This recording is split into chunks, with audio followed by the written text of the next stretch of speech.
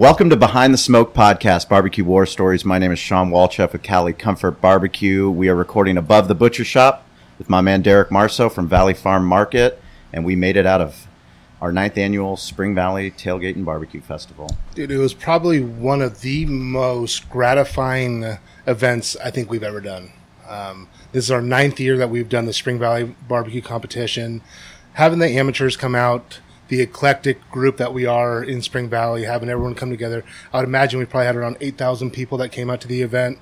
It was just amazing to see the group of people come together, and I don't think there was a person that didn't have a good time. I mean, we have, dancing, singing, barbecue, every race, religion, gender. It was just amazing for everyone to come together in a world that's so divided. I'm just extremely proud of the progress we've made in the last 9 years. Yeah, it's something, having gone to school, being very fortunate, my grandfather was able to provide me a private education in La Jolla, and at the Bishop School they require that 100 hours of community service, and we had Shane Walton on the podcast way early, about a year and a half ago when we started this thing. And Organizations and Training is the charity that we raised money for. They help mentor at-risk youth. Mentorship, sports, that's something that you and I take very seriously. That's how our friendship started. When you're in high school and they make you do community service hours, you think it's a fucking joke, and you try to find ways to scheme your way out of doing those hours, or you go and you do it. But once you do it, there's always something in the back of your mind, and I think that whatever that is in the back of your mind, you know that it's the right thing that you should be doing when you're giving back. I think that's the things that every single year, no matter how hard it's been to put this event on, we've learned every year how to build a team, and that internal team helps us to make a safer festival, a festival where we can have more amateur barbecue teams, where we can give back more, and where we can really just celebrate the community. And I think that's something that really definitely happened this last event. It was really cool to see. I can't express how fortunate we are to have the team that we have. Everywhere, we talk to different people, they just are so impressed with the team itself. And then that's just a testament to the people that want to give back and do the right thing. So, it's just, again, I'm extremely proud to be part of this community and doing the right thing for the people, and, giving back to underprivileged kids that might not be able to do the sports or have the education or food is, again, something that there's no monetary gain.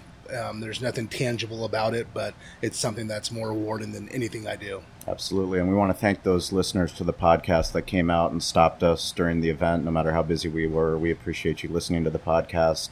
We appreciate you coming out and supporting the barbecue teams, the West Coast barbecue movement, sending us all the photos. It's something that's really cool to see. We had Derek Dawson from the San Diego Gulls on the podcast before the event started, and multiple people came up to him, people from Big John Brand, Ragged Tooth Barbecue, you name it, the community is really coming back. And even Ben and Shelly Higgins, they came out, they did an Our Rendezvous podcast, they interviewed you, me, Corey, they had Stacy Poon-Kinney on, they had Jeremy from Yard Pirates, and it's just cool to see the larger impact that the barbecue community is having. And even the people that aren't able to make it to this event, they've reached out and said, hey, when I'm in San Diego, I'm going to make sure I make it to this barbecue festival that I keep watching online. Dave Raymond. Exactly. The pioneer of Sweet Baby Ray's barbecue sauce was at this event. If that's not telling you something about what's going on in the West Coast barbecue movement, I don't know what is. So. Yeah, that's, the coolest thing about this podcast is, as much as we talk about barbecue opens up all kinds of different doors for us. And Behind the Smoke, the whole idea was really to get behind entrepreneurship, to get behind business, to find out kind of the reason why people do what they do. And anybody that's doing something that is admirable, we want to bring on this podcast. We're fortunate today to have two gentlemen here, Byron and Ian Frisch from Repower Solar and Roofing. You guys have been kind of on the cutting edge of something that is a hot topic, which is solar energy. So welcome to Behind the Smoke. Thank you for being here, and let's kind of dig into your business and kind of where you guys started. Yeah, absolutely. Thanks for having us on. It's pretty awesome to come out this morning. Yeah, no, I've known you guys for a long time. Personally, I have, and it's just awesome to see what you guys are doing, transitioning from different industries and now being in the the Repower and doing solar, I mean, that's something that in itself has to be kind of gratifying because you're giving back, you're giving people basically money in their pockets to do more in their families. So again, welcome to the Behind the Smoke. How in the world did you guys even get into this? Because I remember, I mean, you guys are doing a lot of other things, but solar was probably seemed to be the furthest thing that something that you guys would be doing, you know? Yeah, that's kind of a good story. Basically, we were looking for an opportunity. Ian and I had worked together in an insurance brokerage, and we had done that for a couple of years, and we had some success in that. But there wasn't a lot of real satisfaction in it. Sure. You know, we both kind of felt like we were selling smoke and mirrors. You know, insurance is a contract, and we kind of got to see behind the scenes, and these insurance companies have, you know, hundreds of attorneys on staff, and their one job is to make sure that they don't pay you, their customer, any benefit, right? So we didn't really feel wonderful about the business. When the markets crashed in 2008, that business sort of took a hit as well. Sure. So we were given the opportunity to go out and look for something else. And Ian had a history in construction. So we kind of sat back and basically just looked around at the market and what was available in 2000. At this point, it was more like 2013, when we had sort of gathered ourselves up and we were really looking for a new opportunity. And so we looked into franchises of all different kind of businesses, because we knew that we wanted something that was proven to work so that we would not fail. We knew we could work hard. We knew we could put in the hours. So if there was something that already had a recipe that we could succeed, we knew we could make it succeed. So we were looking at all different franchises, and we came upon the Repower franchise, which was a solar installation franchise. And we said, you know, well, that's kind of cool. It's a technology that's taking off. We feel like it hadn't really hit its stride yet, so we could be part of the boom and growth. And so we went ahead and went for it. We partnered up. We bought the San Diego franchise, and we just kind of hit the ground running. And it was kind of what we thought it was. The franchise model gave us the resources so that we didn't make those really expensive, career-ending mistakes that you can make in a new business. That's fucking dude. Yeah, right? Absolutely. We've all made those. Right. So we've obviously still made some small mistakes, but we avoided the really big ones that would have put us out of business. Sure. And so yeah, that was almost 5 years ago now, and it worked kind of the way it was supposed to. There's been some ups, there's been some downs. The solar industry has seen some ups and downs. We've made it through all of them. Right. Mostly because we know how to get up early, we know how to work hard, and we're not overly aggressive. You know, there's been a lot of guys in this industry who have come in and gone real big, you know, with big investments in resources, and at the end of the day, you have to remember, solar sales and installation is like any other trade. It's like being a plumber or being an HVAC guy. There's a market, there's a big market, but it's very competitive, and you got to watch the bottom line. You can't just spend, without limit. So explain to people that might not be too familiar with solar, because we're fortunate in San Diego where we can do solar. A lot of our listeners are around the world and in different parts of the United States where solar might not be relevant to them. They might not understand because they might have clouds 8 months out of the year. So explain to people what we're talking about, like where the solar panels go, how they work, and how they generate energy. Sure. So we're talking about photovoltaic solar panels that go on the roof of your home or on a ground mount that's built out in the backyard if you've got some land and some space. But in essence, it takes the sunshine, turns it into DC electricity, and then there's an inverter that converts that DC electricity into AC electricity, which is what we use in our homes. It's what comes out of the plugs. Gotcha. In most markets, there is what's called net metering, where the electricity, you don't have to store that electricity on site in batteries. You can send that out onto the grid. It gets used by your neighbors, and you get credits for that power, right? And then when you get home and the home starts using electricity, you then buy back that power with those net metering credits, right? And so the net metering is kind of what makes this solar business go round and round. It's what makes it feasible for everybody, and what makes it a heck of a lot cheaper than most utilities. So the reason Southern California and San Diego specifically is such a hot solar market is because SDG&E, our utility here, is so ridiculously expensive, right? They've got a monopoly, and so they can charge whatever they want, and customers don't have an option to go buy power from anywhere else unless they go solar. Right. So so that's driven the solar market in San Diego like crazy. And you can cut your SDG&E bill in half if you finance a solar system. You can finance it out for as long as 20 years, 25 years. And then instead of paying SDG&E $300 a month, you pay, $150 a month to your new solar loan. Other parts of the country have not seen this solar boom because they might pay 1/4 for the electricity that they buy from their utility than we do here in San Diego. So, yeah, it's basically utility rates is one of the main driving factors of the solar business. And then obviously there are those customers that want to do the right thing, want to save the planet, go green, produce their own electricity. Sure. Energy independence, that whole deal. So what do you, starting a new business? I mean, like I said, it's extremely hard. I know starting up a business and taking over businesses, how hard it can be. Getting into this, what were some of the obstacles you guys had to overcome? I mean, thinking about, did you have to do cold calls? You just talk to your families? How did you guys generate, customers at first? Yeah, it's tough, right? It's really competitive out there. Everybody's getting multiple bids. How many solar companies would you say are in San Diego? Fuck, dude. Over 100. Every time you walk into someone, someone's like, do you own a home? I'm like, nope, my wife does. Yep. I don't own shit.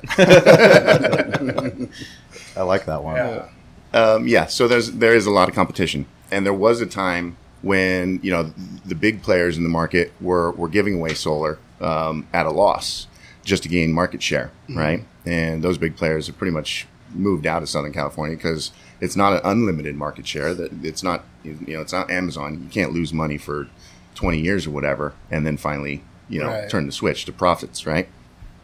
So those times were really difficult when we're competing against the big companies that can lose $5 billion a year or $5 billion a quarter or whatever it was. But as a small company, we've got to generate a profit every month. Right. We don't ever have to get to have a losing month. No, for sure. Or we close the doors, right? Absolutely. So luckily those days have come and gone. And now, everybody that's still in the space, still selling solar, is for the most part, generating profit from it. In the early days, it was personal outreach. It was all our friends and family. Everybody we know that owns a home uses electricity, and they buy their electricity from SDG&E for a really bad deal. Right. So, so that naturally that's where it starts, and then it grows from there. And, if you do a great job and you take care of people and give them competitive prices, then guess what? They refer you to their friends and family. Sure. And it continues to grow. Yeah, word of mouth has always been the best thing for us, We're fortunate where we have a reputation of 60 years, but, just word of mouth in the community, being part of the families, that is where you get the most return. When people are out there talking about saying your name, and like you said, there's 100 different things, and it's probably probably don't have a lot of stuff that's proprietary to what you do, except for the customer service that you guys give. Talking about the rates, making sure that they're taken care of. If they have a question, like I did, you guys did my solar at my house, but I have a question, and we'll talk about it after. But it's like having that customer service is something that's going to set you apart from everybody else. It's not just a transactional thing, a monetary gain. It's what you can give. There has to be some type of perceived, they have to make sure that they're getting a perceived value, right? Yes, absolutely. And that's one of the main benefits of doing business with a small company, with a small business, family owned. I'm not an independent sales guy that's just bouncing around from company to company. And next time you call me, I'm going to be working for 3 different companies. Sure. I think a lot of our customers find comfort and confidence in that. If they call me in 5 years, they'll know I'll still be here and still be able to take care of their needs. Are the panels forever changing? I mean, I would imagine they're always getting more efficient, correct? And you hear about Elon Musk is coming out with some fucking panel that's going to go on your roof tile, or is it forever changing? And there's some type of I don't know, it was a mineral that came out that they found in Russia or something that's supposed to be 10 times more efficient than with the solar we have now. How's it progressing? There's all kinds of crazy, headlines that come out in the solar business. Yeah. And then whenever those make it to market, which they usually never do, right.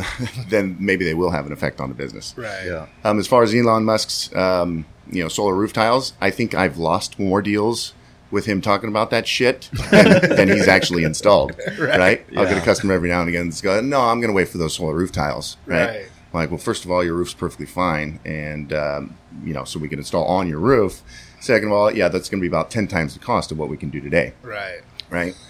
And so, I've had a handful of customers that have held off until waiting on those roof tiles that are still not available. And, they've been done, quite frankly. There's a couple different communities around San Diego that have these roof tiles. They're not the Elon Musk ones, but they're previous companies that have come and gone. And there's fundamental issues with integrating roof tiles with solar panels, connection points, and ventilation around the panels themselves. It leads to degradation and less efficiency on the panels. Cleaning solar panels, is that a thing that needs to be done all the time? Because I've read so many different, things where they all contradict themselves.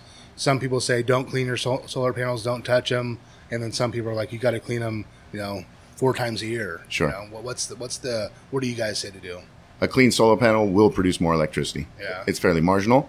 And your risk versus reward, I'm never going to tell a customer to climb on their own roof and clean their solar panels, because if they fall off... your attorney probably advises against that. Exactly. Yep. Because I would.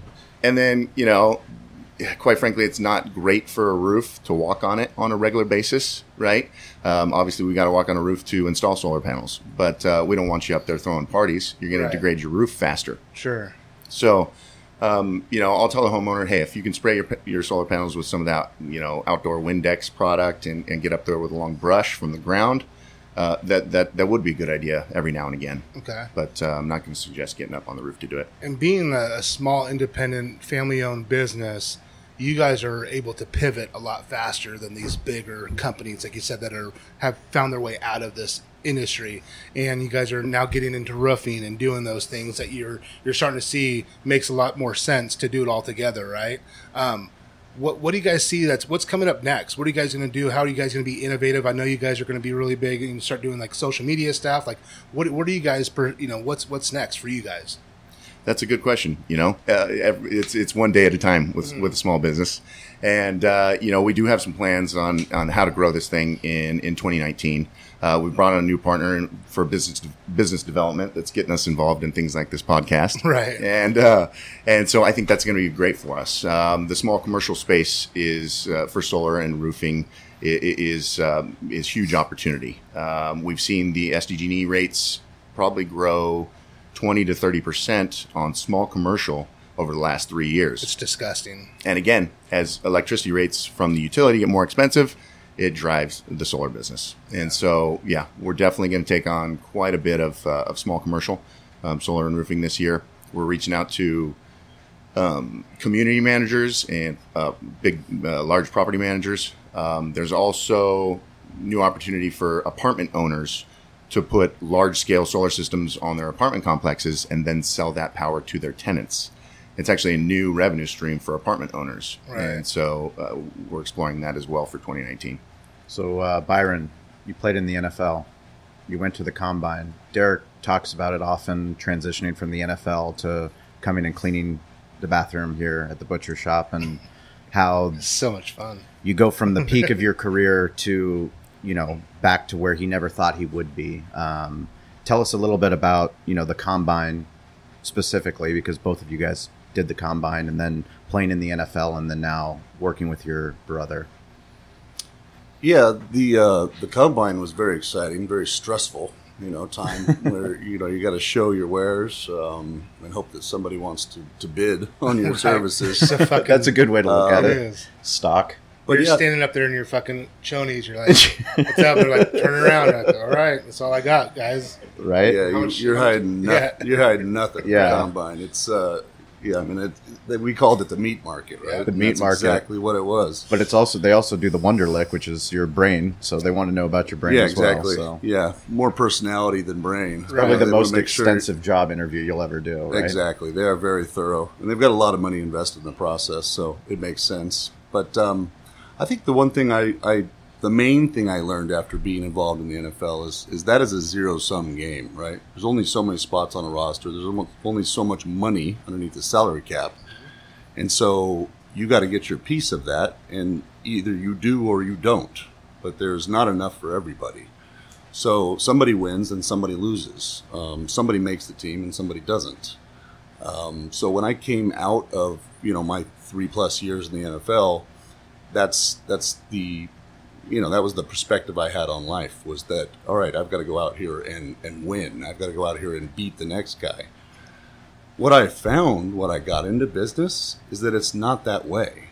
Business is actually, it really opened my eyes, and I was really happy to discover that it can be a win-win-win, especially in the business we're in today. If I sell something, it's not bad for the customer. It's not I win and he loses. If I sell a solar system, I win because I've got now work to do for a couple of days. Customer wins because, they've got now solar and they're going to save money. Everybody's winning. Maybe SDG&E loses a little bit. And that's fucking totally okay.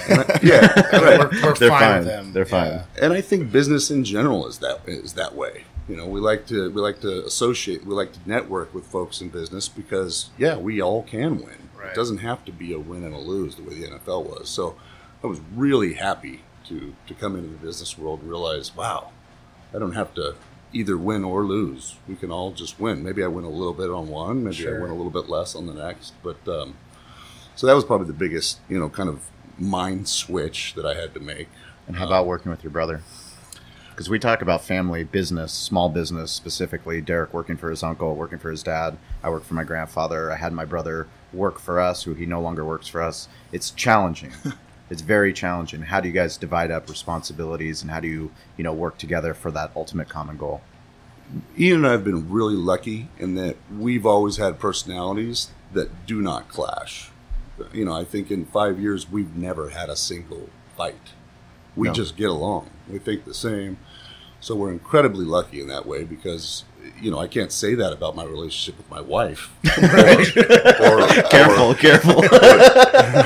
Or any employee, and most people can't. No, for sure. So we're very, very lucky in that way. I think what I like most about working with family, and even if we did argue and disagree on things, is you at least have the trust factor figured out.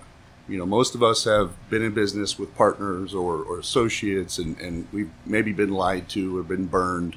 And we've had those experiences. We've brought in, partners in various aspects of the business and been burnt and been lied to. And the beauty of working with family is that at least that part you don't really have to worry about. We know that we're not going to really lie to each other or really screw each other. We can trust each other. So to take that out of the equation just at least makes it a little bit simpler, Sure. So that's probably my favorite part of working with family is just taking that out of the equation. I want to go back to something you just said a minute ago, and it's something that me and Sean and I really kind of beat into people's heads about the win-win. And we say this all the time, but a rising tide will lift all ships. So it doesn't have to be a thing about me suppressing anybody or me beating that person or doing anything. If we all work together and work hard, we can all win. We can all do this together. It's the people that buck that system and they want to be just about the monetary gain or just about this transactional. If I can get this guy before you guys, it's like, look, we got a lot of sun out here. We got a lot of stuff. Like, we can all do this together, and it just creates an environment that's way more conducive for positivity. It's so easy to be negative, right? Like, in this world, everyone wants to do all the negative shit. You see it on social media. You see it in the news. They're not out there talking about I mean, the news doesn't come to Spring Valley and talk about how much money we're raising for the charities, but if there was a shooting, they'd fucking be right there, right? You better believe it. They'll show all the negative stuff all the time. It's the positive thing. So it's like, what do you want to do? You want to be that change. You want to be the person that's uplifting everybody and bringing everybody up. And it's just amazing because so many people don't get that. And to hear you say that is really, really cool that you understand. It's not just about what I can get from everybody else. It's what we can all do together, right? And lift everybody up. Well, and you bring up the synergy of working with a team. You know, I mean, obviously coming out of the NFL, that's one thing that I've known from the time I was 10 years old, is when you're part of a team, you can do so much more than you can do by yourself, right? And it just becomes more and more evident as you start a business and as you have employees and you have people you're working with. That makes the business. You know, if you have good people with you, oh my gosh, 1 + 1 does not equal 2. Right. 1 + 1 all of a sudden is 3. Right. And then it just becomes exponential with, like you said, positive attitude, everybody knowing that we're working towards the same goal, everybody working together. And so that's a very positive thing. We went to a meeting yesterday, or I say we, but myself, with our Hall of Fame for our high school. And they were asking me when I was leaving, they're like, how do you do everything that you do? You know, I just don't, like, you're opening new stores, you're doing this, you're doing that, you're doing events, and I'm like, it's not me, it's my team. Like, I can't, like, this isn't about me. This isn't about, like, Derek Marso. It's about my team. I'm so fortunate, like we talked about earlier, to have the team that I have. I do not like to do HR. I don't like AP and AR stuff. Abby, my assistant, is fucking amazing at it. Now, I can do it, and I can check her work and make sure shit's getting done right. And there's other things that I have my general managers and my meat manager, when he has his Excel spreadsheet on all the items that we have going in and out, he gets a fucking high off doing that shit. He loves it. I kind of look, I'm like, oh, we probably need like 4 cases of this. You know what I mean? Like, I shoot from the hip sometimes. Sure. But to have that makes me feel so much more comfortable. And it's not me, it's my team that is doing everything. What we need to do as leaders is service them. We need to be of service to our team to make sure that they're getting what they need to keep lifting up. And they don't feel suppressed. They don't feel like you're saying, well, there's no growth here. Like, no, fuck, you can have my job. You can do it. If you really push hard, like, look, dude, if you're better than me, let's go. We can all work together. It's that synergy you have with the team, making sure that they're taken care of. The team aspect is not just in sports. It's everywhere you go. And if you take away and stop being selfish and being selfless, you will get so much more out of business and life in general than you did if you were just a selfish person. Yeah, I think definitely, you know, having run events and doing this podcast and, you know, talking to people like Craig Data, who runs Del Mar Thoroughbred Club. I mean, we had him on the podcast, and when we first started doing the event up in Del Mar, we would ask him, you know, how is it possible that you're running this entire track and you don't even have a walkie-talkie on you to talk to your team? He's like, if I have a walkie-talkie, I become a bottleneck. I prevent my guys and my girls from doing what they need to do to run the event. And I can't oversee and then make decisions based off of that. And, you know, part of our job, you know, Derek and myself, is to get a way to be there to support our team, to listen, to make advising decisions, but to also let them do what they do. You know, there were multiple times during this last barbecue festival where we looked at each other and we're like, we don't have anything to do. Like, what is, that's weird. Like, usually we're the ones out there putting out the signs, closing down the road. It's like, we actually have a team. We did everything ourselves. We did. And it was very stressful. And we almost got to the breaking point where we're like, we're not going to have this fucking event anymore. It's too much goddamn work. Sure. But then we delegated and we said, you know, you take care of road closure. You take care of the stage. You take care of tokens. We got ourselves the fuck out away from it. And like, now we can actually go and enjoy the event and be part of it and enjoy that time. And it's so scary for me being a type A personality where I think I can do everything and I can do everything better than everybody.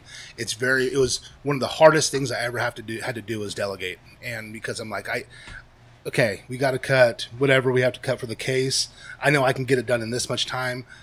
But now with the managers we have in place and they're taking care, they know how I want it done. It's like, okay, dude, guess what? Everything still works out great. It's still getting done. And if it doesn't, we make a correction. Yeah, but that was one of the hardest things I had to do, is get out of my own way. Mm-hmm. When I was first, you know, taking over. I'm like, I can do everything, because to be honest, my dad and I did do everything when I first got here. We were so slow and we weren't making any money, and didn't have money for payroll, and it was like I got here at 4 a.m. and I didn't leave till 10 o'clock at night. I didn't know any different. It was just I just did everything. So we've actually had some of the exact same issues, obviously, like most small business, where high level. My business partner and brother Byron is running permits or doing something that we can pay somebody, $12 to $15 an hour to go take care of, and it's it's just what you get caught up in a daily basis. Right. Well, you're bootstrapping. You're a small business. You're trying to make it, and like you said before, you have to be profitable. In order to be profitable, you can't pay for someone at a certain point.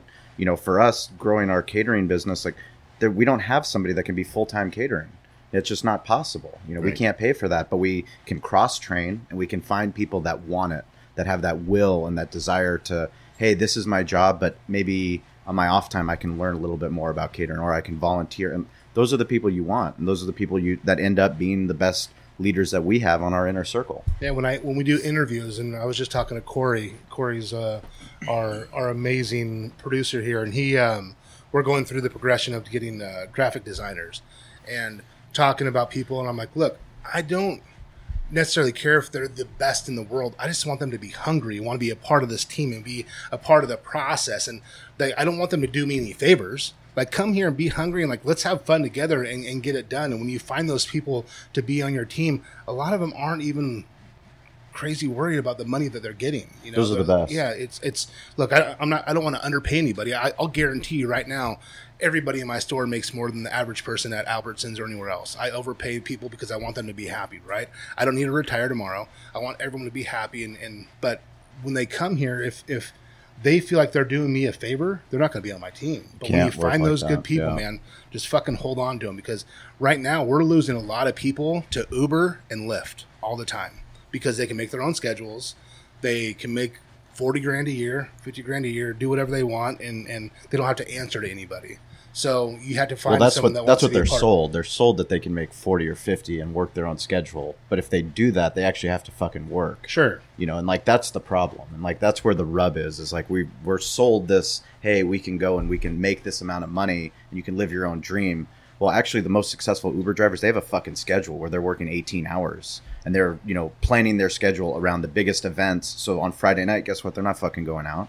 They're working their Uber shift. So, it's tough because that's our job as small business owners, is to create an environment where we give people an opportunity, because we obviously want to grow. We want to do things that are creating new opportunities.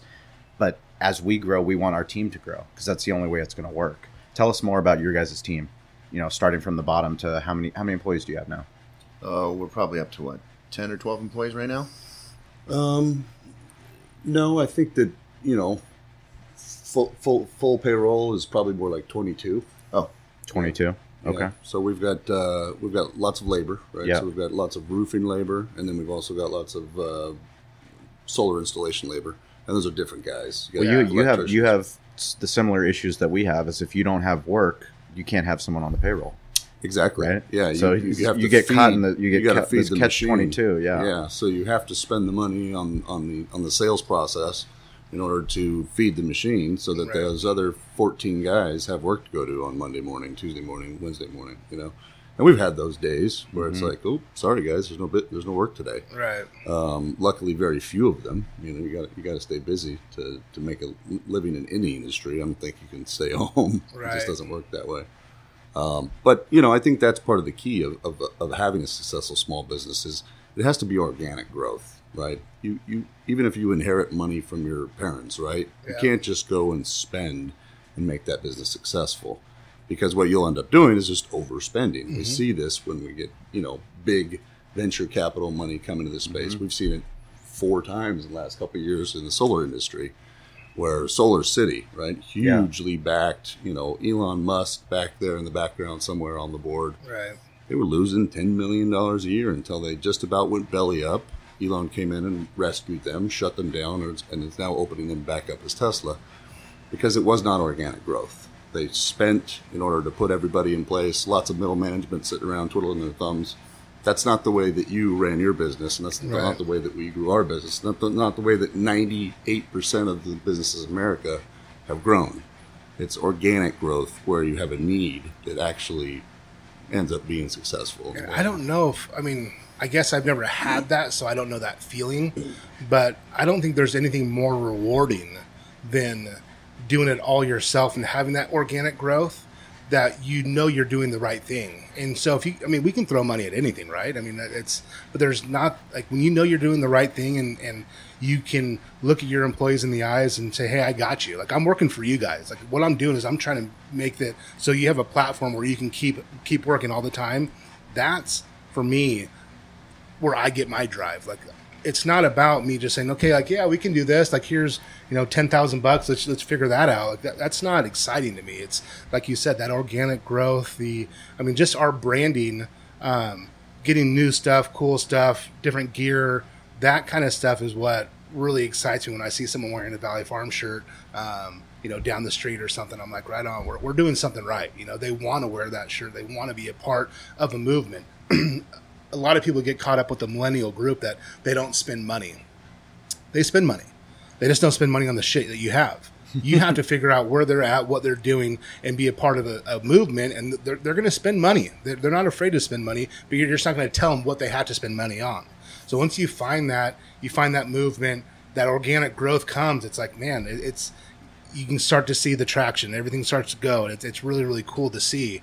And it's cool to see that you guys implementing that in a solar company, and it's cool for us to be able to sit back and be like, hey, to not have to worry about if I say, hey, go to Repower, that I know what people are getting. I know what they're getting. They're getting brand recognition. They get you guys. They get all in.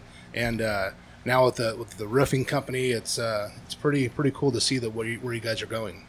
So before the podcast, we talk a lot about mind, body, spirit, just kind of about getting healthy. I mean, we had Andy Murad from 10th Planet on this podcast. Derek's inspired me to get healthy again because I've put on my own baby weight after the birth of my son.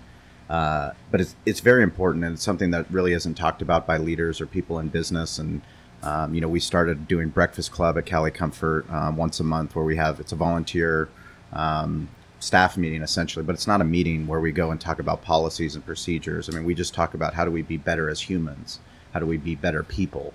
And one of the things we do talk about is health. How can we implement habits as hospitality professionals that it is really hard. We work our fucking ass off. And, being in this business, alcoholism is rampant. And, for me, I've shared on the podcast my sobriety. I've been sober for 5 years. But even being sober, I've let my weight go. And, Derek's inspired me to get back into the gym. And, I'd appreciate if you'd tell us a little bit about your journey and kind of that aha moment for you. Yeah, absolutely. So over the last 2 years, I've gone through a pretty drastic transition, or not transition like I became a female or anything. Transformation. There we go. Transformation. So I literally grew up in a gym. I was raised by a dad that owned Gold's Gyms when I was young. He was a competitive power lifter in the 70s, and the health club business was all I knew of him, right? Unfortunately, he passed away about, 7 years ago? Young, way too young, 62 years old. Ended up, pancreatitis took his life. So, but anyways, I got lots of great memories from my dad, and a lot of those are in the gym, in the weight room. So, anyways, in and out of the weight room my entire life. Got an older brother that ended up playing in the NFL, and a dad that was a competitive power lifter. He was picking me up before school at 6 a.m. When I was in 6th grade, and we were training. We would get a weight train session in before 6th grade. Wow. So, anyways, you get married, you start having kids, and you get fat. It's just kind of natural, unfortunately. Sure. It happens. Yeah. So, it was my mid to late 20s, early 30s that I ended up getting up to damn near 300 pounds. And didn't feel good about it, and was not training, was not eating right, and was probably drinking too much. Well, that aha moment that you talked about, I was down in Baja. This was January of 2017, and spent a lot of time down in Baja. Absolutely love it down there. My mother-in-law pretty much lives down there full time on the beach, so we go and see her every now and again. It was NFL playoffs. I can't remember who was playing, but we were at a place called Bobby's right by Porto Nuevo. I had, a huge meal, and finish off probably my kids' meals, my wife's meals, and probably drank 6 or 7 beers there for lunch. And then we would go down to the beach. It was a beautiful day in January. So the kids are running around in the tide pools, and the dog's running around, and I'm hanging out with my wife, and mother-in-law and her friend are walking up the beach. Me and mother-in-law's boyfriend are playing fetch with my dog. And mother-in-law's boyfriend looks up the beach and sees these 2 women, my mother-in-law and her friend, getting mugged about 200, 300 yards up the beach. And so far, we can just barely make out what's going on. The friend is being dragged across the sand by her purse. That's a couple what look like local tweakers. And so we take off sprinting towards them.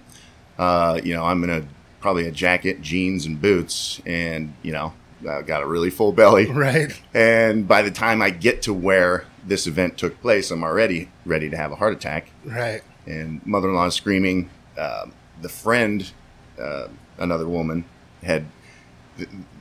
as we're running to them, one of the tweakers breaks out a big, what looked like a Bowie knife. And I'm going, uh-oh, here we go. Well, he used it to cut the purse strap so he can get the purse away from her. And they take off running up the hill. She gets up and runs after them for her purse. I'm like, oh, God, here we go. So they go out of sight, and I'm thinking she's probably going to get stabbed out of sight. And we're going to come around the corner. She's going to be bleeding out. Luckily, tweakers got away with the purse, jumped over a fence. They got the, iPhone 3 that was in it and like $70 in cash. She was smart enough to leave the main wallet back at the house. She lives down there as well.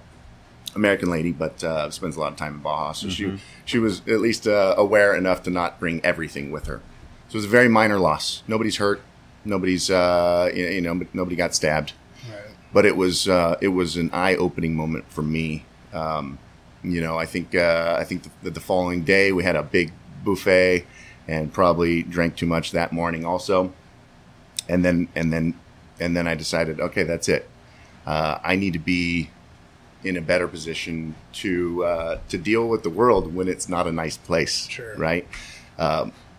Even at my best condition, could I've ever run those guys down and caught them? Probably not. Mm-hmm. But can I be more prepared to deal with situations like that? Absolutely, I can. So I took the next 365 days off with no alcohol at all. Just decided that if I was going to lose a bunch of weight, train really hard, get up early, it would be a lot easier to do that without any alcohol. So yeah, jumped on the wagon, lost a quick probably 50 pounds in the first 90 days just through caloric deficit, right? Basically starving myself, right? Not really eating properly, and I was training and working out pretty well, but if you're not fueling your body, then you're not going to have that good of workouts, right? Right. So after losing that initial weight, then I began to eat properly, get the right calories and the right amount of them, and then start to hit the weight room properly, and started to build the muscle. And I'm 2 years into that transformation. I think I went from 295 to probably 225 was my lightest. So I lost a good 70 pounds or so. That's awesome. Yeah, and I like this me a little bit better. Well, you're doing like fucking Spartan stuff, aren't you? Or running or marathons or triathlons. I saw something you were doing. Yeah, for that first year, I was definitely into trail running. Yeah. Got big into it. Me and the wife did Ragnar Trails, which is that relay race. Yeah. And that was a ton of fun. It's actually coming up in November. And I think we were signed up. We were supposed to do it. But then something happened with our registration, and we ended up, I don't think we're doing it this year. Yeah. And then, I got mixed feelings about, as a big guy running and doing a lot of miles on the trail, like, it's not all that good for your hips and knees and stuff like that. So I still do it a little bit, but just not as much. Cool. And so it's always enjoyable getting outdoors and, hiking, things like that. I think, one of the things, at least for me personally, Derek, before this year's barbecue festival, he asked me, how do you think you're going to feel after this barbecue festival? Because we walk, it's, we get in at 2:30 in the morning. We meet up with our road closure team at 3 a.m. And we didn't leave till 10:30, 11 o'clock last Sunday. And he was like, how do you think you're going to feel after this year's event. I'm like, I don't know what you're talking about. He's like, well, now you're working out. You're working out. Your body's going to respond a little bit differently. And what he told me was totally true. Last night I was able to go out to a Soccer City event with Landon Donovan and my wife, and we saw Scott Kaplan there. And I was like, she's like, why aren't you tired? I'm like, well, Derek actually even talked to me about this because I've been working out. It's allowed me, my body responding differently. I don't feel like I got my ass kicked like I used to, but I also mentally I feel better. Every single day mentally I feel like I can be a better leader, and I'm actually a happier person. And it's weird. The body and mind connection is absolutely insane, right? Yeah. It's the real deal for sure. Yeah, since I've lost the weight and gotten in shape, my confidence is better. I personally have sold probably 5 times as many roof and solar projects this year as I did the previous years. Wow. So yeah, I've seen a 5x growth in my own personal business and sales from the physical transformation. Mm-hmm. It all is connected, and so yeah, I totally experienced that as well. That's super cool. Yeah, I mean it's amazing what you can do when you're in the right mindset. When you feel sorry for yourself, and even when you start working out a few times, and it's easy to get sore and not want to go back, but pushing through that, you start to see what your body's capable of and how hard you can push yourself. I remember when I first got to Kansas State, we were doing a workout, and I'm like, I'm done. That's like I can't go anymore. And I literally did 10 more sprints. You know what I mean? It was just like, you learn that in sports, you learn it. It's like, man, you can actually do so much more when you're in the right mindset and you feel good about yourself and you're pushing. And then when you have people around you, you have a team that wants to do it with you, and you can be competitive with each other and just continually pushing each other to, again, both win. Everybody wins. If you guys are doing the right thing, everyone's lifting each other up. Like, let's go. Like Sean, today missed his workout, and I'm not ragging on him because I want to talk shit, but it's like, let's go. Let's all keep going. Don't stop the momentum. The momentum's going. Let's just keep it going. Let's do the right thing. And it's amazing how much more energy you have, and all that does for me is allows me to be a better dad. And at the end of the day, that's all I want to be, is just the best dad I can be to my 3 boys. And if I can do that, and that's an ancillary thing, I mean, I'm all in. I'll just keep going and submitting to my trainer when I get in there and letting him whoop my ass for an hour. And, I'll do it hopefully for the next 20 years. Yeah, I think, I listen to Tim Ferriss' podcast a lot, and he talks about you're the sum of the 5 people that you spend the most time with, and just hanging around people that have a positive attitude, that are doing business the right way, that are acting like dads, real fathers, being there for their kids, making that a priority. And that includes being selfish and making health a priority, because then you can be a better husband, and then you can be a better dad.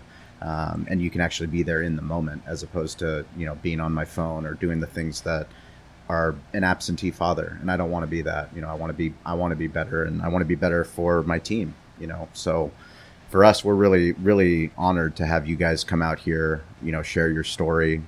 It's really cool to see you in an industry that is, I mean, you're at the very front. You're at the frontier, the Wild West of an industry that's going to explode. I mean, all the benefits of solar energy, the amount of things that it can do, for each single homeowner, each single business owner.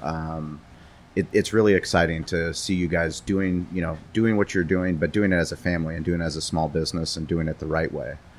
Derek and I are grateful that you guys came in and, kind of share your story and let us know what's going down. Yeah, and if you're in San Diego, you need solar, reach out to Repower. How do they get a hold of you guys? You can find us online. You can find us on Yelp. We've got killer Yelp reviews. You can find my Instagram. What is my Instagram? Ian Frisch _619, something like that. So we'll put it in the show notes. So everything we talk about today, we'll put in the show notes. So there'll be links to all their social, so you guys can follow them. Also reach out, DM them if you have any inquiries about solar energy, or even if you're on a different part of the world and you're interested in getting into the business, because we have a lot of people that want to start their own business. If it's something that makes sense for you, these guys have been doing it, so they can kind of tell you and be a guide. Social shout out, Behind the Smoke. Go for it. Every week we do a social shout out, people that are tagging us, hashtag Behind the Smoke. This one's going out to our man Barrel Man BBQ. Barrel Man competed this year in Spring Valley Barbecue Festival. Carne asada? First place carne asada. First place carne asada. We're going to send out a Behind the Smoke mug to Barrel Man Barbecue, so please keep tagging us in your photos. Thank you for coming out to the event. We're grateful for that, and we're grateful for everyone that's listening to the podcast. Please check out our friends over here, Byron and Ian, Repower Solar, and we'll catch you guys next Friday. Thank you, guys. Thank you very much for having us. Hey guys, this is Sean and Derek, and we just really want to thank you for listening to the podcast. It means the world to us. We'd like you to go check out BehindTheSmokeMedia.com. That's our website where we have barbecue resources for you to help build your barbecue business. We also have events listed, so anything that's happening in the West Coast barbecue movement, anything that's going on, we want you to go check that out so you can learn more and get involved. We also have show notes from all the episodes, so anything we talked about in the episodes, you can find detailed show notes there. Plus, you can just get in touch with us. It's important that we're here as a resource for you. So please reach out. Let us know how Derek and I can help you with your barbecue journey. Get involved, stay curious, and follow us on social at Barbecue War Stories. We'll talk to you soon.